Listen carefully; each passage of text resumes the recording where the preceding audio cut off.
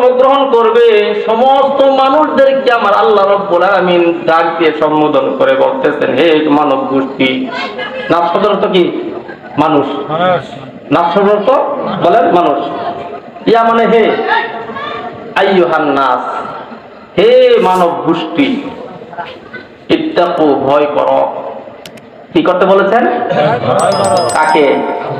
কুকুরকে, শিয়ালকে, পুলিশকে, গরু, বাঘ, ভাল্লুককে? এখানেই বলছে ইত্তাকু, ভয় করো, রব্বাকুম, তোমাদের পালন কর্তাকে। আমাদের পালন কর্তাকে? কথা বলেন সকলে, বলেন কে? আল্লাহ। আল্লাহ রাব্বুল আলামিন আমাদেরকে যে কিভাবে লালন পালন করে এটা আমরা গবেষণা করি। যদি একটু চিন্তা করতাম, আযান শোনা লাগতো? চিন্তায় চিন্তায় আমার মাথা নত হয়ে আল্লাহর পদতলে চলে যেত। কথা বলেন ঠিক কিনা? আল্লাহ বলেন, ইয়া আইয়ুহান নাস, হে মানব গোষ্ঠী, ইত্তাকু, ভয় করো, রব্বাকুম, তোমার পালন কর্তাকে, আল্লাযী, যিনি খলাকাকুম, তোমাদেরকে সৃষ্টি করেছে। সুবহানাল্লাহ জোরে বলেন। আমাদের সৃষ্টিকর্তাকে। তাহলে ইবাদত চলবে কার? হুকুম চলবে কার? আমরা কার চালাই? আপনারা আল্লাহর চালান, কিন্তু অনেকেই আছে আল্লাহর হুকুম চলে না, মানি না, মানবো না, মানতে পারি না। আল্লাহ রসুলের হুকুম ব্যতীত অন্যজনের হুকুম আমরা মানতে পারি না। কথা বলেন ঠিক কিনা? আমরা কারো হুকুম মানবো না। বাড়িতে মানে কোথাও আল্লাহর হুকুম নেই। আচ্ছা, এই ব্যাপারে আমার ওয়াজ সামনে আসতেছে। মিন নাফসি ওয়াহিদা, আল্লাহ বলেন তোমাদেরকে সৃষ্টি করা হয়েছে একটি প্রাণ, একটি নাফস থেকে। তার মানে আদম আলাইহিস সালাতু ওয়াস সালাম থেকে আমাদেরকে সৃষ্টি করেছেন। জোরে বলেন সুবহানাল্লাহ। এবার আসেন, আল্লাহ রাব্বুল আলামিন এই পৃথিবীর এমন কোন মাটি নাই, ওই জায়গার মাটি আমার আপনার আদি পিতা আদম আলাইহিস সালাতু ওয়াস সালামের গায়ে লাগায় নাই। আপনাদের এই এলাকার মাটিও আদমের গায়ে আছে। আপনি যখন প্লেট থেকে কোনো ময়দা অথবা কোনো চিনি অথবা কোনো চাউল যদি উঠান, সবটি না আসলেও কিন্তু প্লেটের সব জায়গা থেকে আসে। কথা বলেন ঠিক কিনা? আজরাইল আমিন আলাইহিস সালাতু ওয়াস সালামকে আমার আল্লাহ রাব্বুল আলামিন যখন হুকুম দিলেন, যাও হে আদম, হে আজরাইল, পৃথিবী থেকে মাটি নিয়ে আসো, আমি আমার প্রতিনিধি সৃষ্টি করব। আজরাইলের হাত এত বড়, হাদিসের মধ্যে এসেছে আমাদের হাতের মধ্যে একটা সরষের দানা রাখলে ওই সরষের দানাটা একবারে ছোট ছোট বোঝা যায়। এই পৃথিবী যদি আজরাইল আলাইহিস সালাতু ওয়াস সালামের হাতে রাখা হয়, তদ্রূপ সরষের দানার মতো তার কাছে মনে হবে। তিনি থাবা দিয়ে মাটি নিলেন, পৃথিবীর এমন কোন জায়গা নাই ওই জায়গার মাটি তার হাতে ওঠে নাই।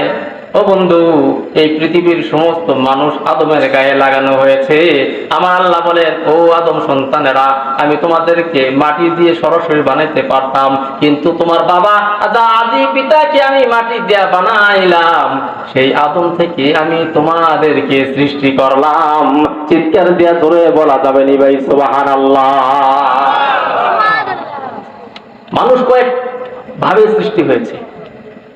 মানুষের শরীরে যত অঙ্গ আছে, গুরুত্বপূর্ণ কিছু জিনিস আছে, এই জিনিসগুলো আলাদাভাবে সৃষ্টি হয়েছে। যেমন রূহ, এই রূহটা আল্লাহ রব্বুল আলামিন, আল্লাহ পাক রব্বুল আলামিন সৃষ্টি করেছে। এটা মাটি দিয়ে হয় না। আমাদের ভিতরে নূর আছে, এই নূরটা মাটি দিয়ে হয়। আমাদের দেহটা মাটি দিয়ে বানিয়েছে। তাও এখানে অনেক ওয়াজ আছে, কোন জায়গার মাটি কোন জায়গায় লাগাইছে। শুধু একটা বলে যায়, মক্কার মাটি দিয়ে আল্লাহ রাব্বুল আলামিন আমাদের আদমের মাথা বানিয়েছেন। সুবহানাল্লাহ জোরে বলেন সুবহানাল্লাহ। আমি ওই দিকে যাবো না মুসলমান বন্ধুরা আমার। আল্লাহ বলেন, তোমাদেরকে আদম, একটি প্রাণ আদম থেকে তোমাদেরকে সৃষ্টি করা হয়েছে। ও ও দুনিয়ার পুরুষেরা, নারীরা, তোমাদেরকে সরাসরি মাটি দিয়ে বানাতে পারতাম, আমি বানাই নাই। তোমার আদি পিতাকে সরাসরি মাটি দিয়ে বানাইলাম। এই মাটি দিয়ে বানানোর পরে আমি যখন রূহ ফুৎকার করে দিলাম, রূহ এটা আল্লাহর হুকুম। হাজার হাজার বছর আল্লাহ রাব্বুল আলামিন জান্নাতের মধ্যে আদমের দেহখানা বানিয়ে রেখেছিলেন। রূহটা যখন ফুৎকার করে দিলেন মাথা দিয়ে, মাথা দেখবেন সন্তান যখন জন্মগ্রহণ করে ওই মাথার মধ্যে মাথাটা ঢেউ খায়, ঢেউ, ওখানে নরম একটা পর্দা থাকে, আস্তে আস্তে শক্ত হয়ে যায়। ওই দিক দিয়ে আল্লাহ রাব্বুল আলামিন রূহ দিয়েছেন। কিতাবের মধ্যে এসেছে ওই রূহটা মাথার মধ্যে যাইয়া 200 বছর পর্যন্ত প্রদক্ষিণ করেছেন। সুবহানাল্লাহ ধরে বলেন। বলেন তো কেন? এই মাথার মধ্যে হাজার হাজার তার আছে, প্রত্যেকটা কোষের অংশ ওই মাথার মধ্যে আছে, তার দিয়ে ঢুকেছে। দেখেন পৃথিবীতে যত বাতি আছে এই কারেন্টের গোড়া কিন্তু এক জায়গায়, ঠিক না? তদ্রুপভাবে এই মাথার থেকে, এই জন্য তো দেখবেন যে পায়ের নিচে যদি কোনো আঘাত পায় সঙ্গে সঙ্গে 70 মাইল গতিতে এই মাথার ভিতরে চলে যায়। সুবহানাল্লাহ ধরে বলে। প্রদক্ষিণ করলেন যে এত তার, এত রাস্তা, এত নদী, এত সবকিছু আছে মাথার মধ্যে, এইগুলা প্রদক্ষিণ করলেন। এই ঘরে আমি থাকবো, আপনাকে যদি এক ঘরে ঢুকাই দেওয়া হয় অন্ধকার, যদি দেখেন যে খালি কারেন্টের তার, বিভিন্ন অনেক কিছু রাখা হয়েছে, আপনি কি করবেন? এটা ভালোভাবে প্রদক্ষিণ করেন। 200 বছর প্রদক্ষিণ করার পরে যখন এই চোখের কাছে রূহ চলে আসলেন, তখন এই আদম আলাইহিস সালাম দুনিয়ার সব কিছু দেখতে পায়। জোরে বলেন সুবহানাল্লাহ। এই রূহ যখন নাসিকায় চলে আসলো, সঙ্গে সঙ্গে আদম আলাইহিস সালামের একটি হাসি আসলো। সঙ্গে সঙ্গে হাসি দেওয়ার পরে আমার আল্লাহ রাব্বুল আলামিন শিক্ষা দিলেন, ও আদম বলো আলহামদুলিল্লাহ। সকলেই জোরে বলেন আলহামদুলিল্লাহ। এই শব্দটা এত গুরুত্বপূর্ণ শব্দ। কোরআনের প্রথম সূরা সূরাতুল ফাতিহা, আবার সূরাতুল ফাতিহার প্রথম অংশ হলো আলহামদুলিল্লাহ। এই আলহামদুলিল্লাহ আল্লাহ পাক রব্বুল আলামিন এমন একটা গুরুত্বপূর্ণ শব্দ বানিয়েছেন। ও আদম সন্তানেরা, দুনিয়াতে যা কিছু ভোগ করো, এই রৌদ্রের আলো তুমি ভোগ করো, তোমাকে আমি কি বিল নিব না, কারেন্ট বিল নিব না। ও দুনিয়ার মানুষ, এই আমার জমিনের মধ্যে তোমরা চাষ করবা, ফল ফুল আবাদ করবা, খাবা, এটার বিল আমি চাই না। ও বন্ধু, দুনিয়াতে দেখেন যে আপনি আপনার জমিন অন্য জনকে মাংনা খেতে দিবেন না, টাকা ছাড়া দিবেন না। আমরা হাজার হাজার হাজার হাজার আল্লাহ রাব্বুল আলামিনের জমি শতাংশ আমরা আবাদ করে খাই, কোনো বিল নিবে না। শর্ত হলো কোরআনের প্রথম শব্দ আদম আলাইহিস সালামের জবান, প্রথম জবান আলহামদুলিল্লাহ যদি কেউ বলতে পারে, এই যে পানি, পানির অপর নাম জীবন, এই পানি খেয়ে, ফল খেয়ে, ভাত খেয়ে, যা কিছু খেয়ে তুমি যদি আলহামদুলিল্লাহ বলতে পারো, আমার আল্লাহ রাব্বুল আলামিন বলেন তোমরা যা কিছু ভক্ষণ করবা হালাল ভাবে, আমি কোন জিনিসের হিসাব আমি আল্লাহর কাছে দেওয়া লাগবে না। বলেন সুবহানাল্লাহ ওয়া বিহামদিহি সুবহানাল্লাহ। আমরা খানা খাওয়ার পয়সা ভুল ধরে শেষ করতে পারি না। লবণ বেশি, ঝাল কম। একজনে ঝাল বেশি খায়, আরেকজনে কম খায়, আরেকজন লবণ বেশি খায়, লবণ কম খায়। একজনে রান্না করে, কয়জনের মন জোগাবে, বকা শুরু করে। নো, তোমার তকদির তো যা ছিল তাই খাওয়া। তুমি খাওয়ার পর আলহামদুলিল্লাহ বলো। তুমি লবণ ছাড়া খাইলে জান্নাতের মধ্যে আছে যে কোটি কোটি গুণ উত্তম খানা তোমাদেরকে খাওয়াবে। সুবহানাল্লাহ ধরে বলেন। তাহলে ও বন্ধু, আদম আলাইহিস সালামের রূহ যখন নাকের মধ্যে চলে আসলো, হাসি আসলো, হাসি যখন আলহামদুলিল্লাহ বললেন, আল্লাহ রাব্বুল আলামিন সঙ্গে সঙ্গে উত্তর দিলেন ইয়ারহামুকাল্লাহ। এই জন্য হাসির পরে আলহামদুলিল্লাহ বলাও সুন্নত। যে শুনবে ওই আলহামদুলিল্লাহ, ওই ব্যক্তিরও বলতে হবে ইয়ারহামুকাল্লাহ, এইটাও সুন্নত। একটা সুন্নত আদায় করলে আমার নবী অনেক খুশি হয়ে যায়। সুবহানাল্লাহ ওয়া বিহামদিহি সুবহানাল্লাহ। ওই দিকে আমি যাব না।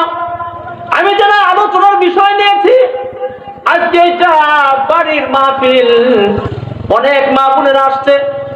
আমরা চাষটলে বসে বসে নামাজ পড়লে পড়ি, না পড়লে নাই, বিড়ি খাই আর চা খাই, এর মধ্যে ওয়াজ শুনতে পাই। খবর শুনতেছেন, ছবি দেখতেছেন, হঠাৎ করে এমন একটা ওয়াজ আসছে, ওইটা শুনলেন। কিন্তু মা বোনেরা খালি স্টার চলছে, স্টার প্লাস, বাংলা জি গোল, এই যত চ্যানেল আছে এরা এইগুলা দেখে দেখে তারা অন্যদিকে মন চলে যায়, ওয়াজ মাহফিল বেশি শুনতে পারে না। এই জন্য মহিলাদের জন্য আজকে ওয়াজ করার দরকার আছে না না?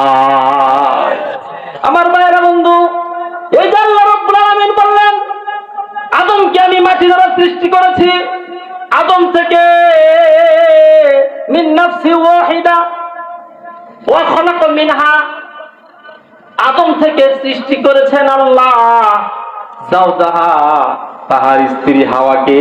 জোরে বলা যাবে নি ভাই সুবহানাল্লাহ? আদমকে মাটি দ্বারা আর হাওয়াকে মাটি দিয়ে নয়, আদম থেকে। আদম থেকে কেন সৃষ্টি করলেন, এইটাই আজকে আমার আলোচনার বিষয়। আল্লাহ রাব্বুল আলামিন আদমকে সারা পৃথিবীর মাটি দিয়ে সৃষ্টি করতে পারলেন, হাওয়াকেও তো মাটি দিয়ে সৃষ্টি করতে পারতেন। কথা বলেন ঠিক কিনা? কোরআনের আলোচনা কিন্তু করলেন না কেন? তাফসীরের মধ্যে আসছে, বাম পা ধরে বাঁকা হাড় দিয়ে হাওয়া আলাইহিস সালাতু ওয়াস সালামকে সৃষ্টি করেছেন। সুবহানাল্লাহ করে বলেন, সুবহানাল্লাহ বলেন। এখানে অনেক শিক্ষণীয় জিনিস আছে। দেখেন, আমাদের